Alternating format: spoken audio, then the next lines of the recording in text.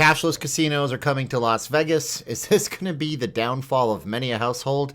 Breakup of many a marriage? And sorry, Johnny, there's no college fund for you. Or is this just a way to keep us cleaner in a COVID-infected world and now we have a lot more conveniences? That's the discussion today.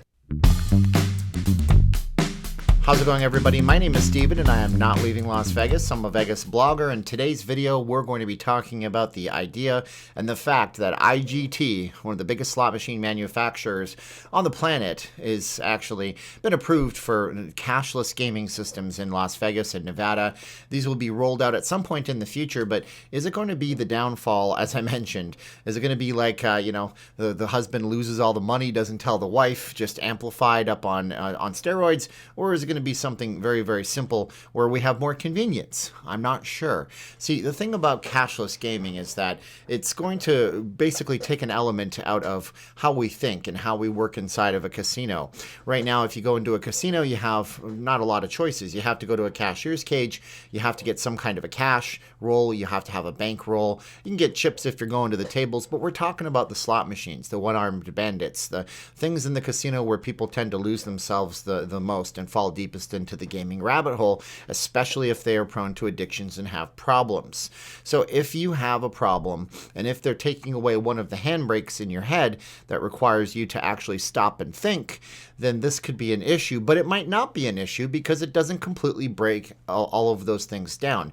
You still have to stop if you run out of money. You still have to do a couple of things, but again, it is all still cashless. So if during this video you guys like what I'm saying, or you guys like the flow, or you like the topics, or you like the channel, go ahead and like, share, subscribe, and hit the bell for the future notifications. And also leave us a comment below. Let us know, what do you think about cashless gaming? Is it something that you'll partake in, or is it something that you're going to avoid like the plague? We're going to touch upon some of the psychological stuff in this video as well, and talk about why most things in Vegas that get a lot of social media coverage, or get some blogger on the internet, which is where I found this on a popular blog site that has great news topics, but kind of likes to pump things up and make it bigger than it seems. Most of this stuff is probably just a big old nothing.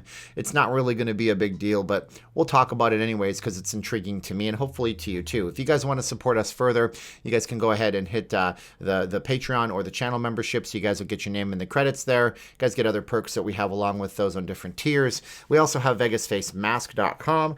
These are the only 2 face masks you'll ever need. My wife makes them. We ship them out.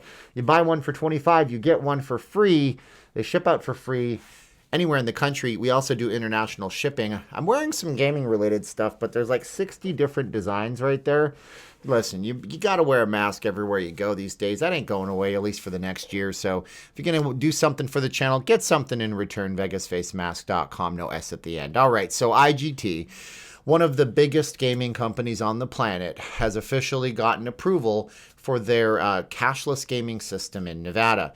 So what's the normal traditional? You've never even been to a casino. Maybe you're thinking of coming to Vegas, or you've been here a lot and you know the deal. You go in and you're going to go and you're going to do some gaming. Whether or not you have a loyalty card, and you should always sign up. Even if you don't gamble, you should sign up for those loyalty cards because they'll get you discounts at restaurants. They might get you discounts on different things down the line. They might even get you special offers in the mail. So make sure you sign up for your loyalty cards.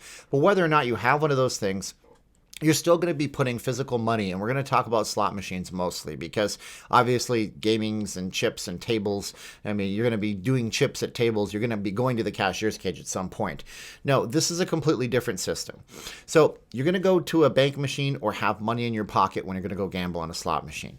You're going to sit down, either you pop in your loyalty card, which again, you hopefully have, or you don't, and you just put your money into the machine. It shows you how much credit you have in, shows you how much credit you've won. It doesn't show you how much money you've spent, which is something that people want to have on these machines. Some of them who are proponents of cutting down on gaming addictions, but that's another video for another day.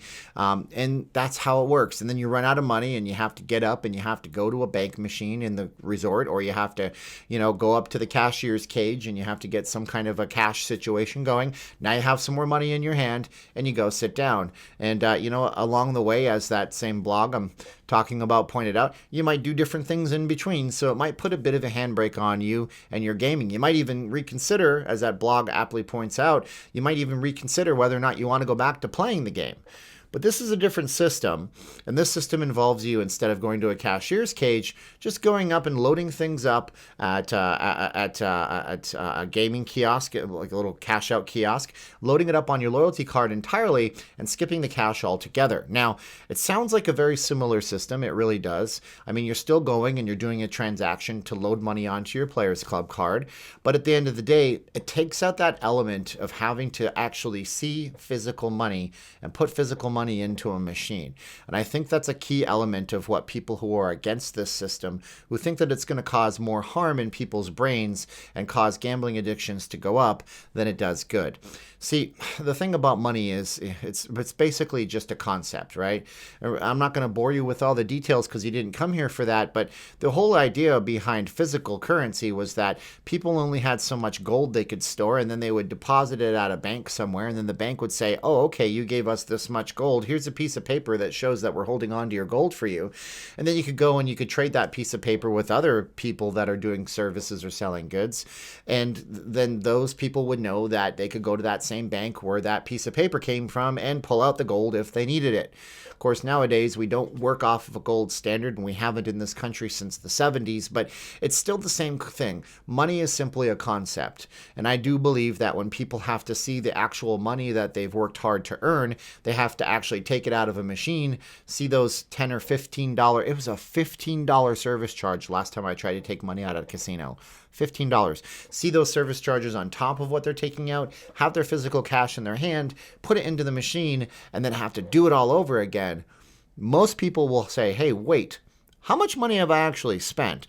Versus not having to take out any kind of physical money, just going to a machine, doing everything transactionally. It depends on what kind of features they're going to have on the machine. Like if the machine tells you how much money you tracked in the course of a day, that's not going to happen, by the way. If the machine told you how much you've actually spent in the casino, if the machine actually did something like that, then we could say, okay, there's still a psychological break for people. But as it stands right now, the casinos are pushing this as a way for people to do cleaner gaming, because money is dirty. There's a coin shortage. You know why there's a coin shortage? Because they are withholding coins, I believe. That's just my theory. There's a withholding coins during the pandemic because then that way there's no coins in circulation. That way people are spending less cash because they can't get the coins back, and everybody's pushed to do digital transactions because money is dirty and carries germs, and we all know this. So make sure you're washing your hands a lot while you're here, or in life, for life, in general in life. Wow, I'm stumbling on my words today. But my point is this. Is it really going to be that it's a cleanliness and safety issue for the casinos? Not really. No, look, you're going to touch a lot more things in the course of a day than just the money you might have to put into the slot machine. You're going to be touching your phone. You're going to go to the restroom. You're going to try to open the door on something. Your hands are dirty anyways. This is obviously the casinos and the gaming companies saying, let's just break down a couple of extra barriers in between how people can move their money around in the casinos.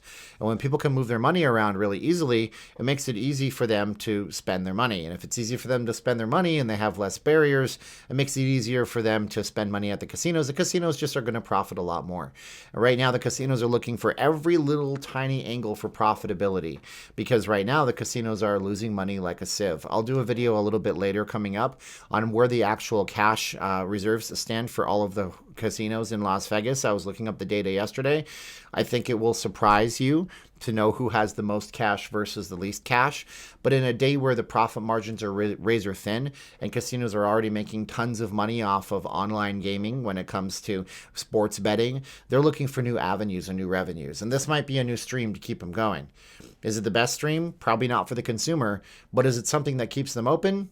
Yeah, probably makes them more profitable. But I'm interested in what you have to think about all this. What do you think is going on with these casinos? Do you think this is a great idea or a terrible idea? Do you think this is going to cause people to gamble and have addictions? I mean, they still have to get up in that entire situation. They still have to go and do a transaction somewhere, but it's now all digital. Does that matter? Do you think that people are so used to digital currency on our smartphones and everything else that we're able now to just kind of look past all that?